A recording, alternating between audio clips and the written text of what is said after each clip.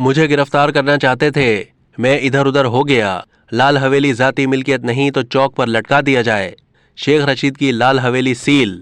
متروکہ وقف املاک راولپنڈی نے سابق وزیر داخلہ اور عوامی مسلم لیگ کے سربراہ شیخ رشید کی رہائش گاہ لال حویلی کے 4 یونٹ سمیت 7 اراضی یونٹ سیل کر دیے۔ ڈپٹی ایڈمنسٹریٹر وقف املاک آصف خان نے پولیس کی بھاری نفری کے ساتھ لال حویلی پہنچ کر کارروائی کی۔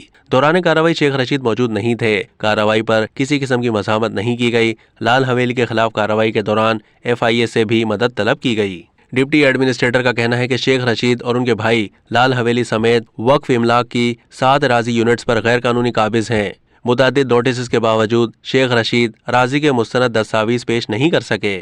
اس سے پہلے متروکہ وقف املاک کی کارروائی رکوانے کے لیے شیخ رشید کی حکم امتناع کی درخواست عدالت خارج کر چکی ہے۔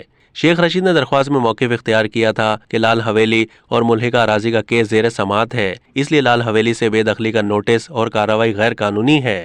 سابق وزیر داخلہ اور عوامی مسلم لیگ کے سربراہ شیخ رشید نے کہا ہے کہ یہ رات میں مجھے گرفتار کرنا چاہتے تھے، میں ادھر ادھر ہو گیا۔ یہ لال حویلی ہماری ملکیت ہے، معاملے کے خلاف ہائی کورٹ سے رجوع کر رہے ہیں۔ متروکہ وقف املاک راولپنڈی کی جانب سے شیخ رشید کی رہائش گاہ لال حویلی کے 2 یونٹ سیل کرنے پر رد عمل دیتے ہوئے شیخ رشید نے کہا ہے کہ متروکہ وقف املاک بورڈ کی جانب سے کوئی نوٹس نہیں، بہانہ بنا کر انہوں نے حویلی کو سیل کیا ہے۔ میں حویلی میں موجود نہیں تھا، اسلام آباد میں تھا۔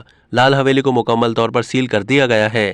اگر لال حویلی ہماری ذاتی ملکیت نہیں ہے تو ہمیں چوک پر لٹکا دیا جائے۔ یہ چاہتے ہیں کہ لوگوں کی توجہ ہٹائی جائے۔ شیخ رشید نے کہا ہے کہ اب بدماشی پر اتر گئے ہیں۔ اگر لال حویلی ہماری ملکیت نہیں تو ہمیں نااہل کیا جائے۔